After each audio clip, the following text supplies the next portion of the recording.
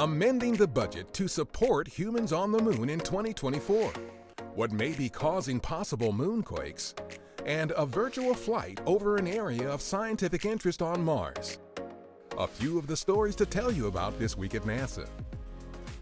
During an agency-wide town hall at our headquarters on May 14th, NASA Administrator Jim Bridenstine and other senior agency leaders discussed the President's proposed amendment to NASA's 2020 budget to support accelerated plans to land astronauts on the moon by 2024. I think in a very strong vote of confidence for this agency, the administration decided to give us $1.6 billion of new spending. That is, I think, a very strong indicator that this administration is committed to achieving the end state in a bipartisan way. Under the President's Space Policy Directive 1, we are sending astronauts to the moon and then on to Mars in a measured, sustainable way as part of an innovative program of exploration with commercial and international partners to enable human expansion across the solar system. For more on our Moon to Mars effort, go to nasa.gov/moon to Mars. According to a study, data from seismometers placed on the moon by Apollo astronauts have provided the first evidence that shifting of the lunar surface, known as thrust faults, is still active and likely producing moonquakes, some believed to be around a magnitude of 5 on the Richter scale. Thrust faults, where a section of the moon's crust is pushed up over another, happen because the gradual cooling of the moon's interior is causing the moon to shrink.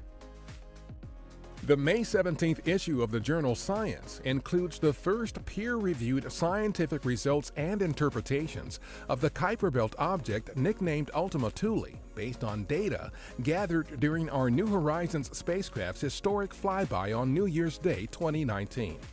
The initial data summarized in Science reveal much about the object's development, geology, and composition.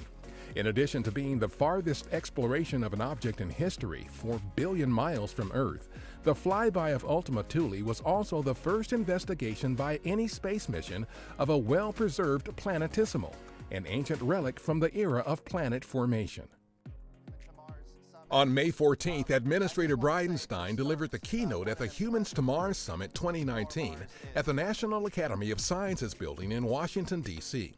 The annual event addresses the technical, scientific, and policy challenges of making human exploration of Mars a reality. A new animated video shows what it will be like to soar over Mount Sharp, which NASA's Curiosity rover has been climbing since 2014. The aerial tour highlights several regions on the mountain that are intriguing to Curiosity's scientists because those regions could provide more insight into why water, one of the most critical resources for life, disappeared from Mars billions of years ago. Our Mars Reconnaissance Orbiter, or MRO, has circled the red planet 60,000 times and counting.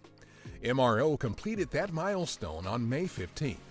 Since entering orbit in March 2006, the spacecraft has been collecting daily science about the planet that can be used to define future missions that bring humans to Mars. In addition to sending back its own data, the spacecraft is part of a network that relays data back to Earth from our Mars rovers and landers on the surface. In fact, MRO is expected to reach another milestone later this month when it will have relayed 1 terabit of data, largely from our Curiosity rover.